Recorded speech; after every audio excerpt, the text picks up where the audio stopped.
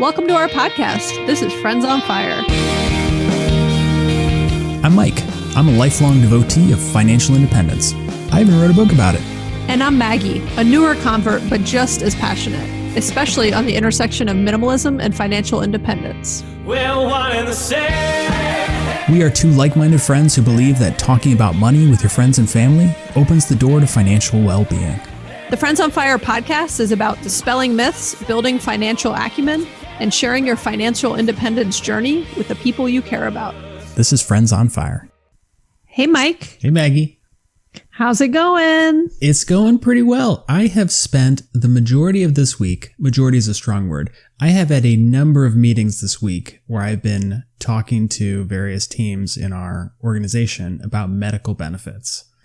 Does that mean it's an exciting week for you? Yes, it's a thrilling week for me. And it's been, there's been a few unfortunate projects scattered throughout there, but the real highlight of my week has been these meetings that I've been having 2 a day with various organizations across the business. It's been fun. Yeah, it's thanks to my email blast where I sent it out to everyone, and that's right.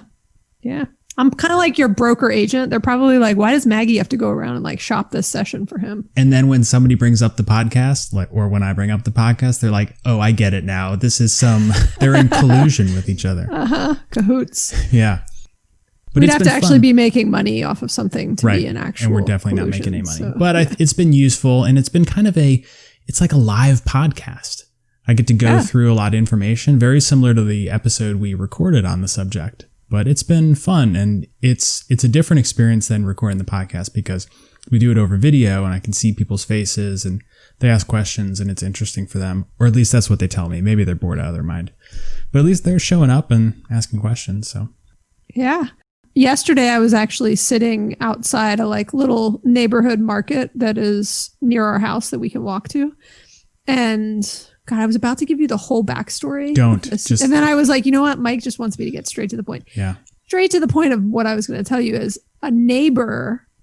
I know his wife better than him, but this is straight to the point. This is straight to the point. Anyways, It was a neighbor, friend, parent of kids in our neighborhood, friend, and I hadn't seen him since probably the whole pandemic, actually. And he was like, hey, I was sitting at a table with my husband, and the kids were 6 feet away at another table. I like to socially distance from my own children. And the neighbor was, we were just literally sitting there hanging out, and the kids were drinking ices. And the neighbor was like, you probably don't want to hear this right now. And I was like, oh, is this about virtual school or something I don't want, or PTA or something I don't want to talk about? And then he was complimenting the podcast. He was like, we love the podcast. And his wife had told me this before. And I was joking with him. I'm like, of course I would want to hear that. Anytime. We always want to hear that. Yeah. Anytime you want to talk to me about personal finance or compliment the podcast, you can interrupt whatever. Nothing was happening in the first place. But either way, I was like, you're welcome to interrupt to tell me this. It's That's not funny. a negative interruption. And then we got excuse me. And then we got a good voicemail from a listener that I will play before we jump into today's topic. What is today's topic, by the way, Mike? We are going to talk about how to start investing, and this is going to be as simple as we can make it. So before we get into that, let's play a quick message or question comment from a listener based on our last episode, actually. Hey, Maggie and Mike, this is Erica. I am a big fan of your show and have been listening since the very beginning. And I will say, of all your shows, the most recent one, Wants versus Needs, resonated with me the most. I'm someone who's a little prone to emotional spending and impulse buying, and trying to work on fixing that. But one question I have is for Mike. One rule that I also employ is the one in, one out rule when buying new things. But I wonder, Mike, because it sounds like you get a lot of free clothes through Michigan and maybe other various places, do you also do one in, one out when you didn't actually purchase the product, but it was given to you for free? So that's my question. Keep up the good work. I love listening to y'all, and can't wait for the next episode. Bye. What is it, Mike? Because I got a bag of kids' clothes here for you, waiting for you. Are you going to get rid of some when I give you these clothes? That was an amazing question. First of all, thank you. Glad you've been listening since the beginning. We're glad you enjoy the show. I don't know why, but I feel a little defensive. Why? Is it because your answer is no? Well, here's the thing. I really only get for myself, the free clothes from Michigan, and I do eventually give them away. I have a little more attachment to this stuff because it is team gear that you can't get anywhere else. And so it's like special stuff. And so I don't immediately give away some older Michigan stuff, but over time I do get rid of it. So it is a delayed one in, one out. Yeah, I don't think she's suggesting you get rid of like an old Michigan thing. Like it should just be anything, you know? Yeah, but I don't have that much stuff. And as true. you pointed out, I have like 14 of the same Michigan lacrosse t-shirts. That's true. I will compliment you, by the way, because I know you record in your like basement office, and I know you had some recent flooding, which caused you to have to like empty out your office and redo it. And you mentioned you got rid of a lot of stuff. There's so many empty shelves behind you, man. I know. Like it's those amazing. shelves used to be very Yeah, they're full. And just in case anybody's worried about it, flooding's a strong word. There was a little bit of water seeping in. It was not a big deal, but we did have to kind of take up the floor. Moving on. I'm easily distracted by But that was a very good question. Great question. Erica, we're going to send you one of our new hologram Friends on Fire stickers for sending that question in.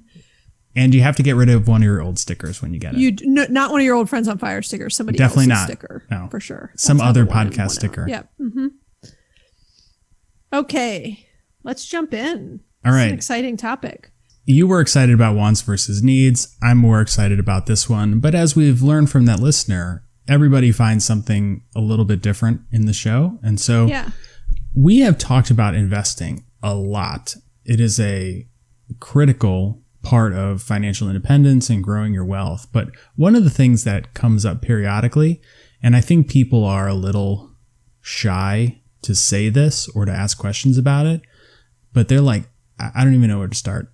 I don't know where to go. I don't know how to buy anything. I don't know how to move money. Like, what do I do? You guys are talking about all these like portfolio mixes, and I'm just like, I don't even have an account. What do I do? You know, I've shared before that my number one biggest financial regret is not investing earlier in my life. I was really good at not spending money. I was really good at saving, but I literally just kept money sitting in bank accounts. I didn't even have them in a high interest savings account. I didn't know what to do with it. I was a little bit like overwhelmed and paralyzed with choices and decisions. And I was sort of on this forever hunt for like the right financial planner to tell me what to do. And my gosh, if I had just taken that money as I was slowly amassing it in my early 20s and like, you know, progressively beyond that and invested it, I'm not kidding. I would probably have twice the amount of money that I have now. I think you'd have a lot more than twice. It's kind of sad. Yeah. Yeah. Well, let's not dwell on it. Yeah. Let's not, whatever. First world problems. But I will say it is why, as someone who has made this mistake myself and been kind of overwhelmed, like I implore you, if you're listening to this and thinking like, oh, I've got a plan, I'm going to do this in 6 months, like listen to this episode today, do the things we're talking about here, even just to dip your toe in and start putting some money in, right? You could do this with $50. You could do this with $50,000. It's just important, and don't get overwhelmed by the options. We're going to really try to simplify it for you as much as we can. And even if you think you're already investing and you use a financial planner and, you know, blah, blah, blah, I would still suggest you listen to this advice, because I would argue, and I think Mike would agree, a lot of the things you may be doing already are actually unnecessary, and there's simpler ways to invest your money, which we'll talk about.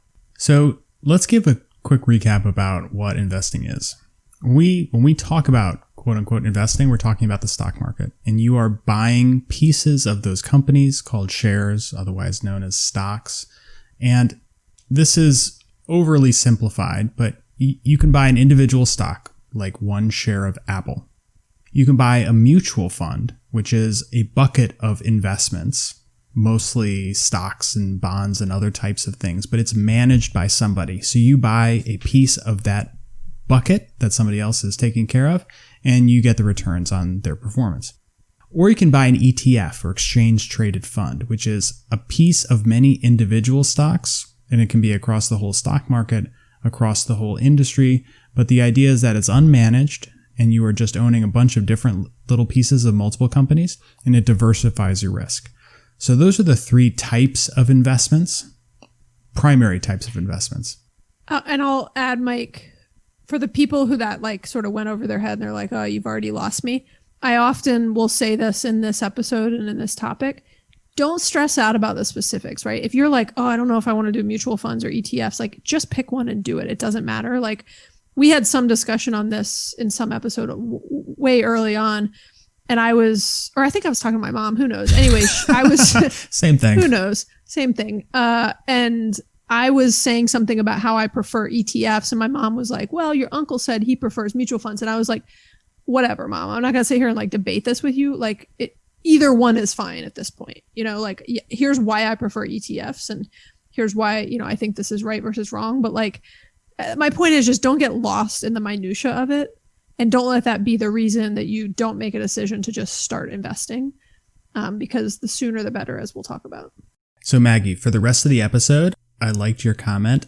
I'll explain one piece of the episode and then you come in and say, you know what, just forget everything Mike said. Don't worry about it. I think it will be a good balance. Let me tell you what I told my mom. Yeah. All right. So the stock market is based on buying and selling. And this is just, if anybody's taken an economics class, you'll understand how the stock market works. The popularity of a stock is going to be based on what investors believe the future value of the company is going to be. When there are more buyers than sellers, the price goes up. So there is increased demand versus low supply. When there are more sellers than buyers, the price goes down. The supply outweighs the demand. And so when you see articles about stock market going up or stock market going down, it is just a matter of supply versus demand shifting that price. So when you buy into the stock market with companies that do well, the value of your investment goes up. There are always winners and losers. There are going to be booms and busts. There are going to be recessions, and then there's going to be periods of prolonged growth. But overall, the market increases about 7% a year, going back to the start of the stock market. And so this is where we get into the whole, like, just stick with it. Like over time, the market will go up. Like this is a message that you like to communicate, Maggie, pretty frequently. But there's this thing called compounding growth. And this is a mathematical concept, but it's really important that everybody understand it. So if you invest $100 and you make 10%, so the value of your investment goes up 10%, you have made $10. And when you reinvest that $10 the next year, you earn, let's say, 10% again, but it's now 10% of $110, which means you have grown $11. This is compounding growth. The growth increases every single year because you keep reinvesting what you have amassed. Over time, this is huge. Might not seem like a lot when we're talking about $10, but if it's $100,000 or $1 million, then this becomes significant. The longer you keep your money invested, the more it is going to grow. It is going to be an exponential growth. This is what pains me so much about me not starting earlier. Not that I'm going to dwell on it. Moments pass. So, point of this episode, don't be like Maggie. Invest early. Don't have any regrets later in your life. Mm-hmm.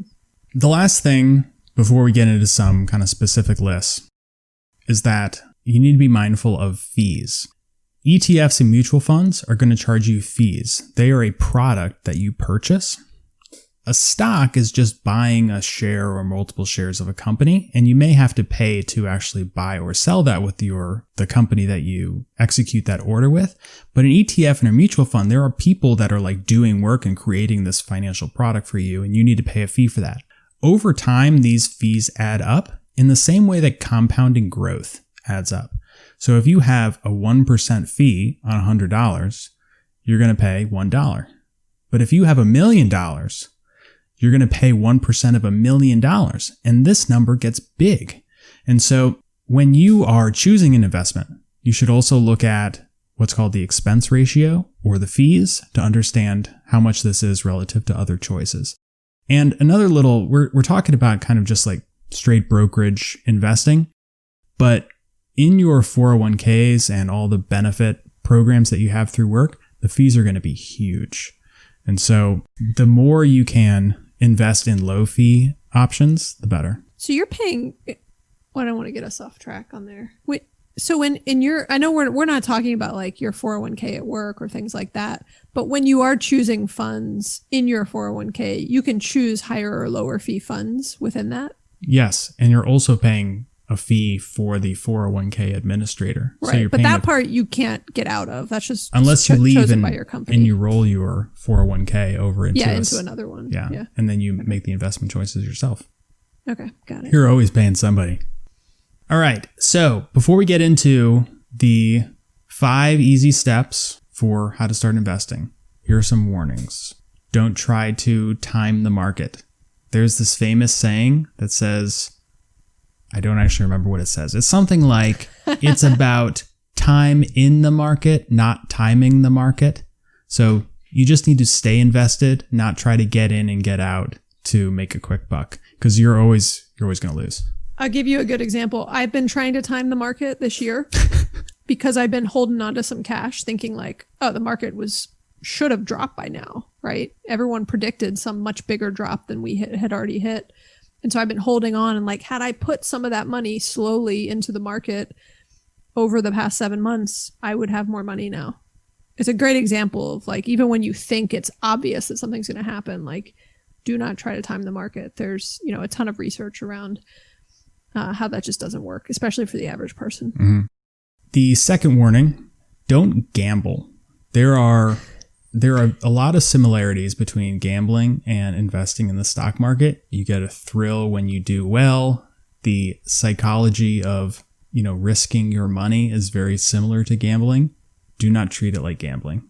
You just need to pick something that you feel confident in based on your research or based on what somebody told you that you trust, and then try not to touch it. I mean, another warning is don't put all of your money into a small set of specific companies, right? So you really want to be diversified, which is why like ETFs and mutual funds are so helpful, because they're usually in a mix of different funds. But you don't want to have like all your money in Tesla or all your money in energy or one sector or category or company. You really want to be, heavily diversified. All right. So let's get to it. So how do we get started? These are as easy of steps as we can lay out. We'd encourage you to, after you finish listening to this, go do it. The best thing you can do is just jump right in. So step number 1, you need to go open an account. And these accounts are with firms called brokerage firms. And they are Vanguard, Fidelity, Schwab is what I use and love. I use Fidelity. E-Trade. What are some other ones? Ugh, you just named all the big ones, I feel like. I mean, you could do it with like Bank of America. Oh, Robinhood. Oh, right, true. Yeah, and then big banks. So there are a bunch of different places that will allow you to open up an account and start investing. So Maggie, you like Fidelity. Yeah, it's not even that I like Fidelity. I've had Fidelity for a really long time. But it works for you. You like it works for me. You like the interface. I have a Fidelity for an old HSA. It works for me just fine. I'm a big fan of Schwab. So take it from me. Schwab has a great platform, great web app. It is quite intuitive in my opinion. The service is great. So hopefully we'll get a sponsorship from Schwab. A lot of people in the FIRE movement like Vanguard because of some of their low-cost funds also. Mm-hmm. And again, I like Fidelity. Again, this is one of like, don't overthink it. If you already have your 401k in one of these, or you have some other big accounts in one of these brokerage firms, like that's the one I'd use because you've already got your accounts linked up, and like start there. Yeah, that's a really great point. One of the things that can trip people up is just having too many accounts because you'll forget about them or you won't want to log into them. If you have something already set up through work, definitely do that, because then you're already going to be logging into it periodically. All right, so you need to go online. You need to pick one of these companies. There's going to be a big button that says open a new account. You want to open up what's called a brokerage account and give them the info. It is designed to be pretty easy. So go through those steps. The next step is once you have that open, and in most cases, it's going to be within the process of opening it, you're going to need to put some cash in. Like an online transfer. So you put in like your routing number to your checking or savings account. For anyone who may be concerned about like security or safety or any of these things, like all of these big banks, they're FDIC insured, like you're completely protected. So like you don't need to worry about any of that kind of stuff. Yeah. Now you might be wondering like, how much should I put in? And that's definitely going to be up to you and how much you feel comfortable investing. But keep in mind that like Schwab, for instance, also functions similarly to a bank. You can have a debit card, you can have checks, You can move money to your checking account at whatever bank you use very easily. So it's not like when you move it in there, it's hard to take out. It's super easy to take out. So I would encourage you just to move a healthy amount of money into this account, because only there can you invest it and have some growth. If it's just sitting in your checking account, it's just cash. You can't do much with it. Let's say, I'm just going to make up a number. Let's say you are depositing $5,000 in and you initially only want to buy $2,500 in some funds. You can then set up like an auto transfer to keep buying more funds, or some auto purchases to keep buying more funds on a monthly basis. Or, you can set up a lot of other things down the road to auto buy or auto transfer, certain amounts as you're trying to, reach certain savings goals each month. But just to get started, like just pick an amount and move it in to get started and to start opening some funds. And then you can decide, how much more you want to buy on a regular basis as you have savings set aside. The next step, number 3, is pick a broad ETF. So we talked about stocks, mutual funds, and ETFs. ETFs are going to be the easiest. They are typically the lowest fees. They have the broadest diversification. And there is just so much material out there and recommendations that you can find that you will absolutely find something you feel comfortable with. If you follow other FIRE podcasts or bloggers, a lot of people are going to be sharing their opinions on this.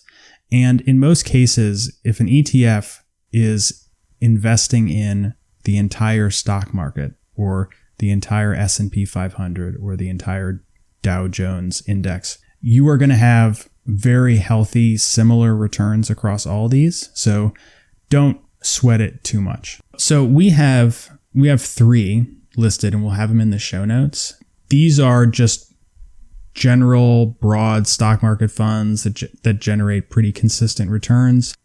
But you can pick something if you want to do like a healthcare ETF or an energy sector ETF or some other thing. Like, just Google what you're interested in or do some research, and you're going to find so many options. Okay, I got a question. Okay. Like, when I'm looking at these funds, like I'm looking at the one that I have some money in I've got a couple of different funds within Fidelity, but one of them, and they're all these like Fidelity Zero funds because they're no fee, low fee. How do I know if it's an ETF or a mutual fund? It would tell you. Like, it says it's an index fund in the title. Does that mean ETF. It's an ETF? Mm-hmm. Okay. It will show up under a certain category, and that category is going to be, equities/stocks, mutual funds, or ETFs. Okay. So here are 3 that you can consider. First one is the Vanguard Total Stock Market ETF. The ticker symbol is VTI. The next one is Schwab US Broad Market ETF, SCHB. And the third one is the Fidelity Zero Total Market Index Fund, 0 being for the zero fees, FZROZ. So all 3 of these are going to have similar performance because they're going to be invested in mostly the same companies. They're all going to have low fees, and they're all going to give you diversification and, pretty consistent returns based on just historical averages of the stock market. But like when it says there's a 0 expense ratio, does that mean there's no fees? Yeah. Okay, these 0 funds, they have no fees. Which I guess my point is just, look, I don't even fully understand half the funds I'm invested in. I just know, I know what the simple ETF, broad market index funds are, and I like the idea of them and I believe in them. And I happen to bank with Fidelity, and so I looked for the equivalent of the Vanguard funds in the Schwab funds that Mike's talking about. I looked for them at Fidelity, right? And then I came across these 0 fund ones, and I was like, well, that's even better. It's still a broad index, and it has no fees. So great, I'll take it. So I say that as in half the time as I really dig into this, I'm like, I don't even know what I bought and why. But and I certainly think you should understand this stuff, but this is back to where I sort of say to people, understand enough and save your money and invest it in, broad-based index funds that, follow the general market. And you're making a very good financial move for your future. And don't sweat all the details if you don't need to. That's a great point. You don't need to understand all this stuff super well. If you understand the basics and understand which of the common types of products will generate, consistent returns, just buy one. And you don't need to worry about if you've made 8% or 8.5% or 7% on the year. Like you've done well. You will be able to see your growth, or you will be able to see your losses, and you don't need to look under the hood and understand every single thing that's going on. And Mike, but there will be, and I know we've teased this a number of times, we will do an episode on the sort of value and role of financial planners, because there will be a financial planner who tells you the opposite of what Mike just said. There will be someone who tells you, oh, I can outperform how those funds are performing. And the only thing I will say to that is there are decades of research and actual data showing that fund managers do not outperform these ETFs and these index funds. They don't outperform the total stock market over long periods of time. I saw a funny article that was basically explaining that one of the major brokerage firms did a study, and they looked at the investors they had with the highest returns, and almost all of them were dead, which meant that they had just not done anything and let their money sit there and outperformed everybody. Nice. I mean, all right. Not nice if they're dead.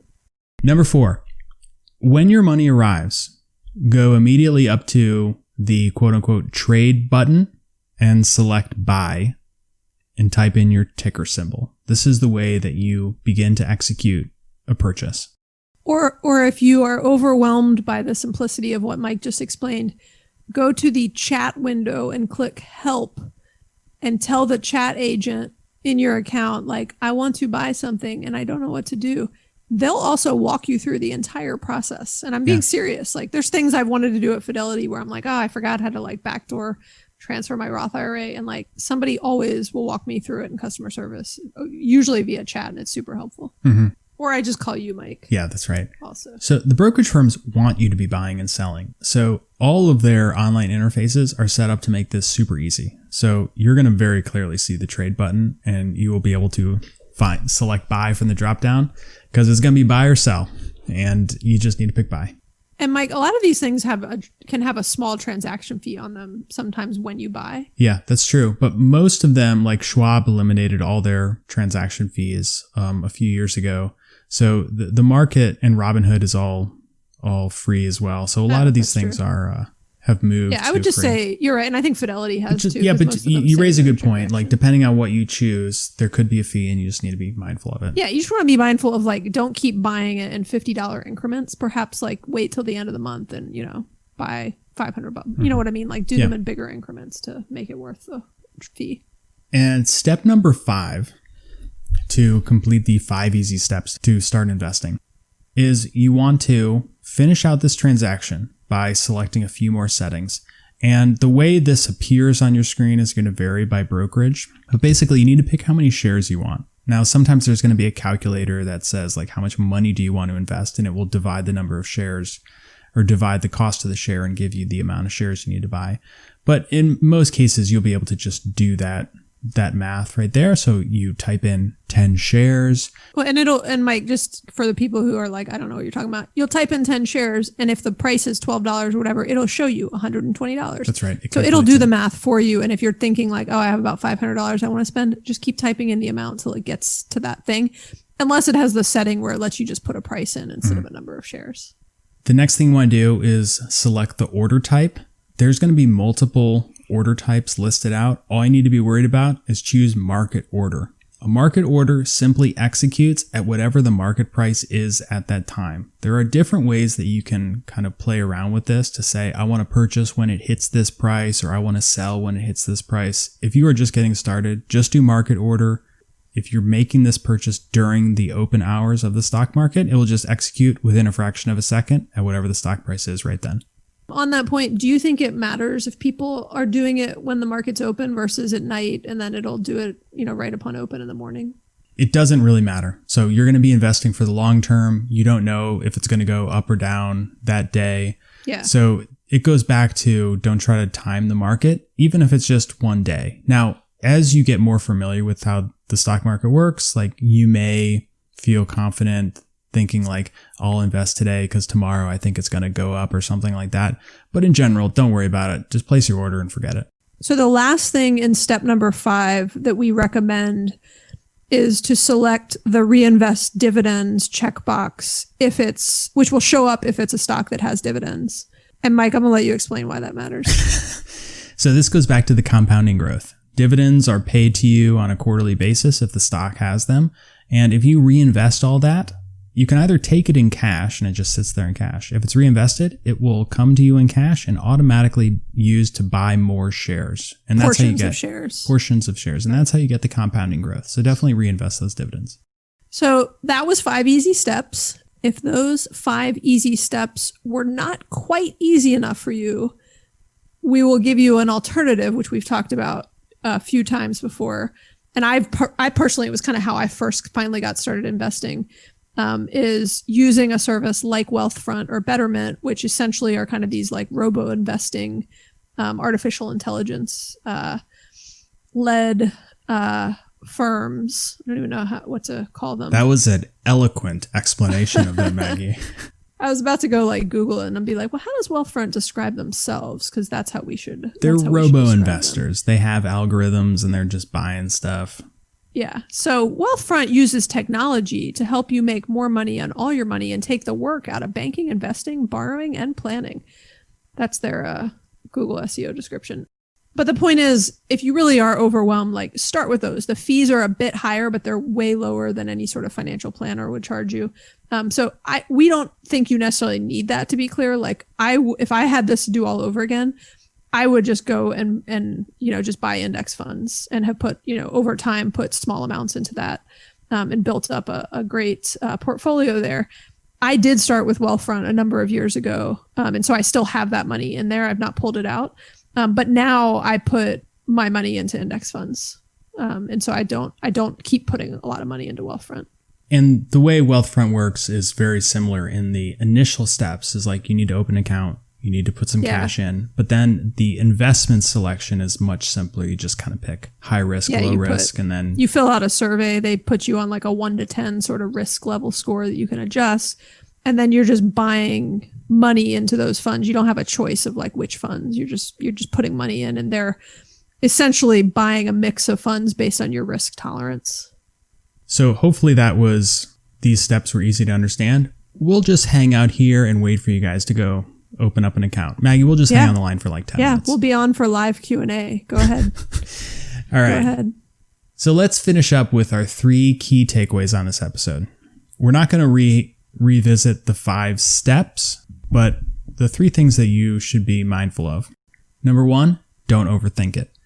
But also don't be too risky if you're new to this. Just invest in something that you feel comfortable with. Okay. Number 2, get started today. So the earlier you get started, the better. Again, back to my big regret, the power of compounding interest. Even if you think like, oh, well, I don't have thousands of dollars, like get started with a couple $100, right? And then every time you have extra money, like put it in there and it will add up quickly, and every little bit helps. So start now. And number 3, continue to learn. This episode gets you over the hump, hopefully, but you still need to know what you're doing. And learning about investing and how money grows is going to be one of the most valuable skills you can develop in life. Yeah. And as you can tell, I'm still developing that skill. Even as we're having this discussion, I'm like, wait a minute, I don't even fully understand. I'm like, what is the zero part? Is that no fee? I just thought zero sounded great. I was like, well, it seems like it's got fewer costs in it. So let's do it. Fidelity's marketing of capital Z, capital E, capital R, capital O, like all caps for their zero, like really sucked me in when I was like, oh, I want those zero funds. Hopefully they don't have zero performance. Okay. So I hope that was helpful to people. We would love to hear any like investing questions you have. Definitely send them in. We're happy to answer them. If you ever have questions, you can DM us over Instagram also. Let's do a quick Mike's Minute on the Mic. Okay. We'll do one that's on theme for this episode. All right, great. I am curious of your overall net worth. A, what is your net worth? No, just kidding. I know you're not going to say it. What percentage of your overall net worth is in the market, like in index funds, stocks, etc., versus, real estate, cash, stuff like that? 31.9%. Wow, that was impressive that you could just like bust that out. I have my net worth chart up in front of me. And is that by design, or is that just kind of, where things fell in terms of? It is by design. So do you include your 401k in that? Do you include your retirement funds? Of Of course. Okay, I was just checking. What else would I categorize when I said the stock them? market, I didn't know if you were like separating out like shorter term, more liquid funds versus retirement. So I think it's my general practice is to have about half in real estate and half in the market, but I'm also holding on to a certain amount of cash to, invest in certain things when the timing is right. So normally it'd probably be about 50%, but I'm at about 32% right now. It's about to pull mine up. I can't even remember where mine's at. Well, if you've been challenged or inspired by what you've heard today, please rate and review the show. You can also subscribe to make sure you never miss an episode. And if you have any thoughts or questions, we'd love to hear from you. You can leave us a voicemail or text us at 404-981-3370 or hit us up on Instagram or Facebook. Awesome. Thanks, Mike. Thanks, Maggie. This was fun. Yep. Have a good night. Bye. Thanks. Bye.